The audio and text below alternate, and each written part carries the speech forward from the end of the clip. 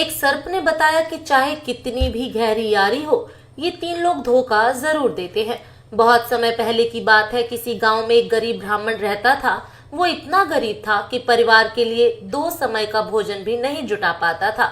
एक दिन वह धन कमाने की इच्छा लेकर परदेश को चल पड़ा। जरूरत की कुछ चीजें उसने अपने साथ में रख ली।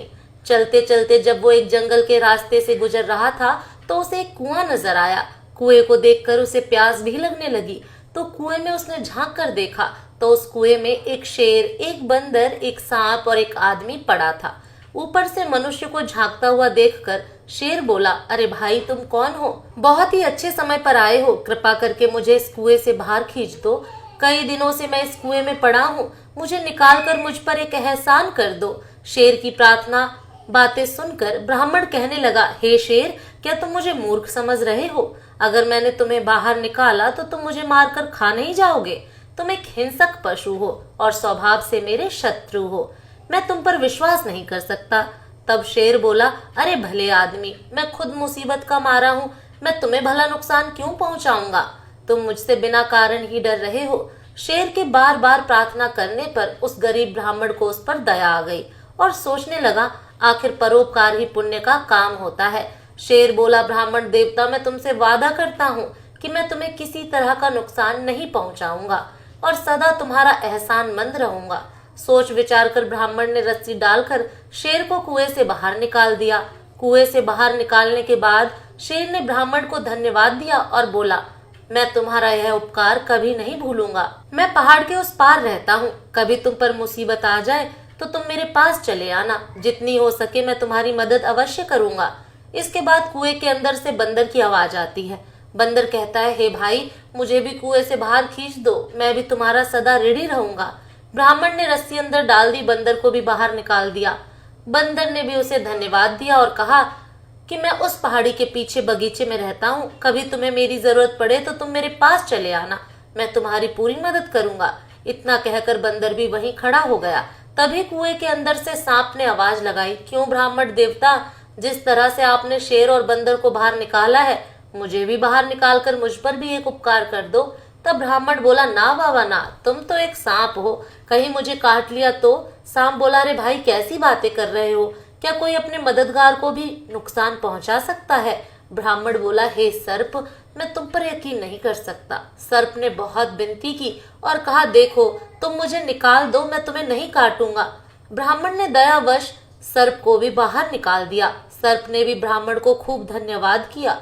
सर्प ने कहा, ब्राह्मण देवता, अगर तुम्हें कभी किसी मुसीबत का सामना करना पड़े तो तुम मुझे याद कर लेना। मैं उसी क्षण तुम्हारे पास आकर तुम्हारी सहायता करूंगा। ब्राह्मण ने कहा, ठीक है, ऐसा समय आएगा तो मैं तुम्हें जरूर याद करूंगा। तभी कुएं से एक आदमी की आवाज आती है। वो आदमी कहता है, अरे भाई, मुझे भी कुएं से बाहर निकाल दो। मैं तुम्हारा हमेशा ऋणी रहूंगा। ब्राह्मण उस आदमी को बाहर निकालने के लिए रस्सी डालता है तो सर्प कहता है, तुम इस आदमी की सहायता मत करो। यह तुम्हारी बिरादरी का जरूर है, पर बहुत बड़ा गुड़चोर आदमी है। बंदर और शेर ने सर्प की बात का समर्थन किया। दोनों मिलकर बोले, देखो भाई, अगर तुम इस आदमी की मदद करोगे तो तुम बहुत बड़ी मुसीबत में फंस जाओगे, क्योंकि यह आदमी बड़ा गुड़चोर है। जो इसकी मदद करेगा यह उसी की जड़ काटता है। इतना कहकर शेर, बंदर और सर्प वहां से विदा लेकर चले गए। उनके जाने के बाद वह आदमी गिड़गिड़ा कर बोला, अरे भाई, तुमने शेर, बंदर और सांप की तो जान बचा ली, मेरे भी प्राण बचा लो। मैं तो तुम्हारी बिरादरी का हूँ। तब ब्राह्मण बोला, भाई, तुम्हारी निंदा तो ये जानवर भी कर रहे हैं। इससे लगता है कि तुम अच्छे आदमी नहीं हो। मैं तुम्हारी कोई मदद नहीं करूंगा। वह आदमी बोला, अरे भाई, तुम उन जानवरों की बात में ना आओ और मेरी मदद करो। वह आदमी बहुत रोया, चिल्लाया और गिड़गिड़ाया।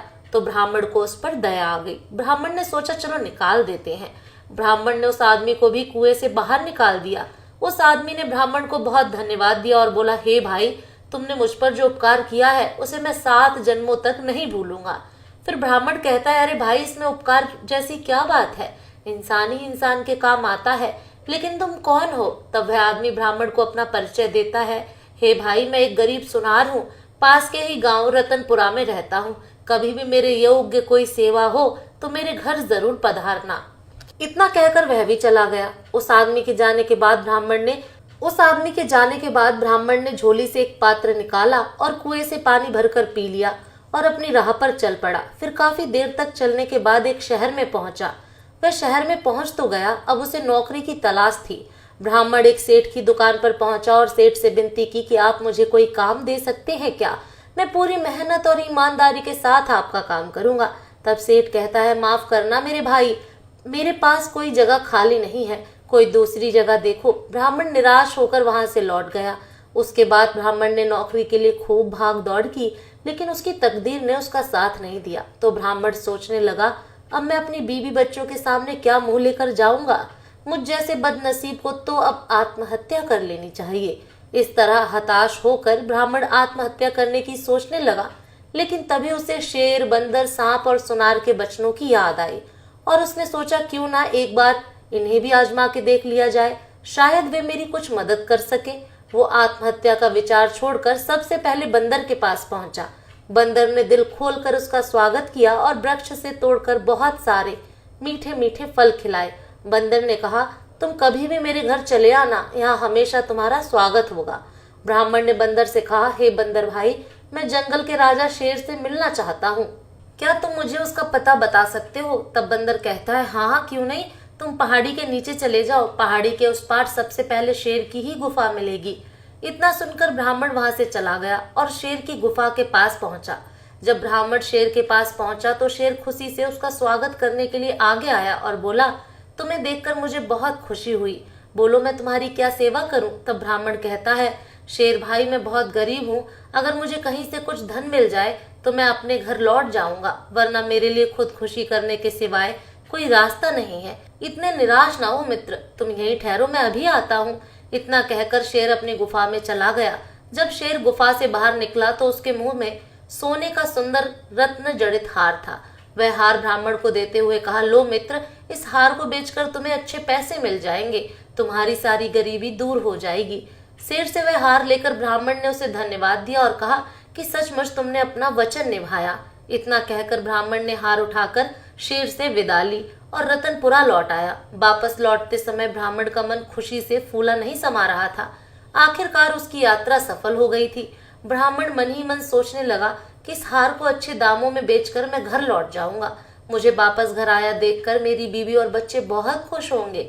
हार की बिक्री से खूब सारा धन मिलेगा, अब हम सुख से दिन बिताएंगे। ब्राह्मण सोचता हुआ चला जा रहा था। फिर सोचने लगा कि मैं इस हार को बेचूं तो कहाँ बेचूं। अचानक उसे उस सुनार की याद आई जिसे उसने कुएं से निकाला था। सोचने लगा, मैंने उसकी जान बचाई थी, वह इस मामले में मेरी सहायता जरूर करेगा।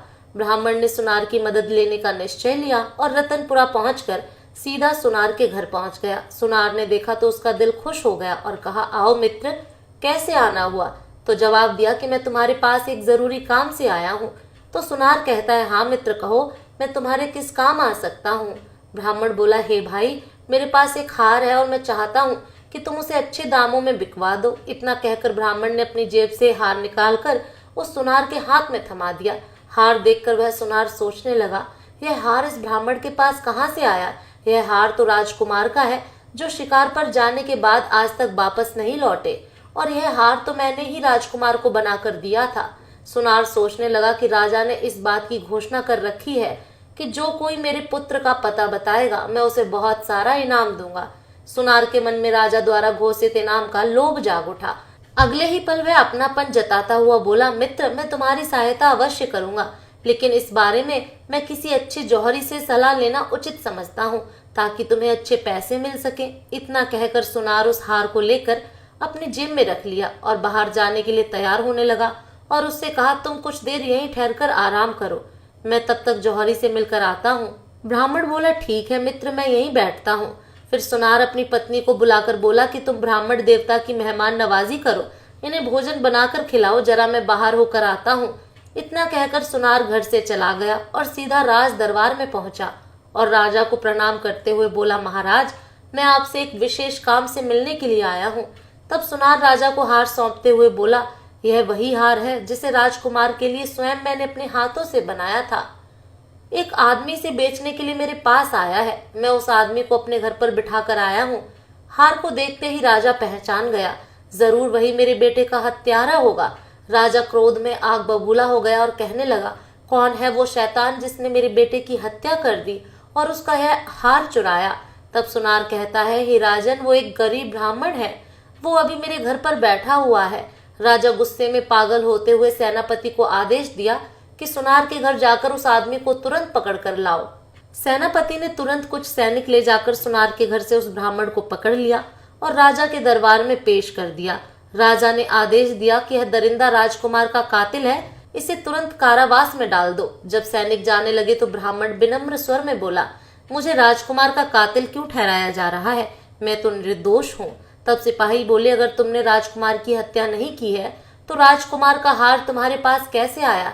जिस सुनार को तुम हार बेचना चाहते हो वो हार उसी सुनार ने राजकुमार को बनाकर दिया था, इसलिए तुम पकड़ में आ गए हो। अब तुम नहीं बच सकते हो। कुछ दिन बाद राजा तुम्हें फांसी की सजा देंगे। इतना कहकर सैनिक वहां से चले गए। सैनिकों के जाने के बाद ब्राह्मण सोचने लगा कि सुनार ने तो मुझे बहुत बड़ी मुश्किल में फंसा दिया। अब मैं क्या करूं? इस नगर में तो मेरा कोई भी मददगार भी नहीं है। हे प्रभु, मेरी रक्षा करना। अगर मुझे फांसी हो गई तो मेरे बीवी बच्चों का क्या होगा? तभी अचानक ब्राह्मण को सांप की बात याद आ गई। अगले ही पल उसने सांप को याद किया। सांप उसके सामने प्रकट हो गया और कहने लगा, हे मित्र, तुमने मुझे कैसे याद किया? मैं बहुत बड़ी मुसीबत में फंस गया हूँ। राजा ने मुझे जबरदस्ती कारावास में डाल दिया और एक ऐसे अपराध की सजा सुना दी है जो मैंने किया ही नहीं। तब सांप कहता है, ऐसा क्यों? तब ब्राह्मण ने शेर से हार प्राप्त करने से लेकर गिरफ्तार होने तक का सारा किस्सा उस सांप को सुना डाला और करुण स्वर में बोला, हे मित्र, अब तुम मुझे बचा लो। तुमने मुझसे कहा था कि मुसीबत के समय में तुम मेरे काम आओगे। अब तो मेरी जान पर बनाई है। मेरे लिए इससे बड़ी मुसीबत और क्या होगी? तब सर्प कहता है, हे मित्र, मैंने तुमसे पहले ही कहा था कि उस आदमी की सहायता मत करो, वो तुम्हारे लिए मुसीबत बन सकता है। कहते हैं, जो धन का अत्यंत लालची हो और पूर्व का वैरी हो और अनेक स्त्री और पुरुषों में मन लगाने वाला हो, चाहे स्त्री हो या पुरुष, इनसे चाहे कितनी भी गहरी यारी क्यों ना हो, ये तीन लोग हमेशा ही धोखा देते हैं। इन पर कभी आंख बंद करके विश्वास नहीं करना चाहिए। सर्प बोला, तुमने मुझे याद किया है तो मैं तुम्हारी सहायता अवश्य करूंगा। मुझे एक उपाय सूझा है। मैं चुपके से महारानी के कमरे में जाकर उसे डस लेता हूँ। मेरे जहर से महारानी बेहोश हो जाएंगी, फिर चाहे कोई कितना ही प्रयत्न कर ले, वे होश में नहीं आ सकती। मेरे जहर का असर तब तक रहेगा जब तक तुम अपने हाथ से उसके माथे को नहीं छुओगे। तुम जैसे ही महारानी के माथे को छुओगे तो वो होश में आ जाएंगी और राजा खुश होकर तुम्हें छोड़ देगा। राजा अपनी रानी से बहुत प्यार करता है, वह उसे जिंदा रखने के लिए कुछ भी कर सकता है। फिर सांप जेल की कोठरी से निकलकर रानी के कक्ष में पहुंच गया और अगले ही पल उसने रानी को डस लिया। रानी तुरंत उठ बैठी और चिल्ला पड़ी। सांप खिड़की के रास्ते से उसे डसकर चला गया। इधर महारानी चीखती हुई कक्ष में बेहोश होकर गिर पड़ी। राजा के सारे नौकर चाकर महारानी को गिरता हुआ देखकर भाग खड़े हुए। रानी ने बता दिया कि मुझे सांप ने काट लिया है। तुरंत राजा को सूचित किया गया कि रानी को एक जहरीले सांप ने डस लिया है और महारानी बेहोश हो गई हैं। जल्दी ही उनके उपचार की व्यवस्था कीजिए। राजा ने तुरंत एक सेवक को बुलाकर राजवैद्य को बुलवाया और राजवैद्य से राजा ने कहा, हे वैद्यराज, मेरी रानी को बचा लीजिए, इसे किसी सर्प ने काट लिया है। यदि मेरी रानी को कुछ हुआ तो मैं जीवित नहीं रहूंगा। वैद्यराज ने रानी की नब्ज देखकर कई तरह की औषधियां दी, लेकिन उनकी बेहोशी नहीं टूटी। तब वैद्यराज ने निराश होकर कहा, महारानी का उपचार अब मुझसे संभव नहीं हो सकेगा महाराज। जिस सांप ने इसे डसा है वह बहुत ही जहरीला है, मेरी कोई औषधि काम नहीं कर रही है। तब वैद्यराज ने राजा को दिलासा देते हुए कहा, निराश मत होइए, अभी वक्त है। आप किसी अन्य वैद्य हकीम को बुला लीजिए, शायद उनके पास कोई ऐसी दवा हो जिससे रानी ठीक हो जाए। अगले ही पल राजा ने मंत्री को आदेश दिया और बोला, महामंत्री, तुरंत यह ऐलान करवा दो कि जो भी महारानी का उपचार कर उन्हें ठीक करेगा उसे मुंह मांगा इनाम दिया जाएगा। राजा ने तुरंत पूरे राज्य में घोषणा करवा दी। राजा के आदेश का ऐलान होते ही कई वैद्य हकीम आए। महारानी को तरह तरह की औषधियां दी गईं, लेकिन कोई लाभ नहीं हुआ। महारानी की बेहोशी वैसी की वैसी ही बनी रही और सब वापस लौट चले, तरह तरह की औषधियां देकर हार चुके। अब तो भगवान ही महारानी को बचा सकते हैं। वैद्य हकीम का निराशापूर्ण उत्तर सुनकर राजा का दिल टूट गया। वे मन ही मन घबराने लगे, हे भगवान, महारानी पर यह कैसी आफत आन पड़ी। उधर जेल की कोठरी में बंद ब्राह्मण ने राजा का ऐलान सुनकर उसने पहरेदार से कहा, मुझे महाराज के पास ले चलो, मैं महारानी को ठीक कर सकता हूँ। तब पहरेदार कहता है, अरे ब्राह्मण, जब अच्छे अच्छे वैद्य हकीम भी उन्हें ठीक नहीं कर पाए तो तुम एक हत्यारे होकर उन्हें भला क्या ठीक करोगे। ब्राह्मण ने फिर विनती की, आप एक बार मुझे महाराज के पास ले चलो, मैं सच कहता हूँ, मैं रानी को बचा लूंगा। पहरेदार ने यह खबर राजा को दी। राजा ने तुरंत ब्राह्मण को अपने पास बुला लिया। राजा ने कहा, हे ब्राह्मण, अब शीघ्र मेरी रानी को जहर से मुक्त कर दो। अगर तुम मेरी रानी को नहीं बचा सके तो मैं तुम्हारा सर कटवा दूंगा। ब्राह्मण ने कहा, ठीक है राजन, मुझे मंजूर है। ब्राह्मण के विश्वास दिलाने पर राजा ने ब्राह्मण को रानी के महल में पहुंचा दिया। ब्राह्मण ने आस्था से अपना हाथ महारानी के माथे पर रख दिया। अगले ही पल महारानी बिस्तर से उठ बैठी। उनके बदन का नीलापन गायब हो गया, चेहरा पहले की तरह चमकने लगा। राजा ने कहा, महारानी, आप इस ब्राह्मण की कृपा से जीवित हुई हैं। फिर महाराज ने रानी के जीवित होने की खुशी में ब्राह्मण को क्षमा कर दिया और उससे उसकी असलियत पूछी। तब ब्राह्मण ने सारी बात स्पष्ट रूप से बता दी। राजा ने ब्राह्मण को खूब धन दौलत देकर अपने राज्य से विदा किया और उस सुनार को बुलवाकर उसे जेल में डलवा दिया। जय श्री राम।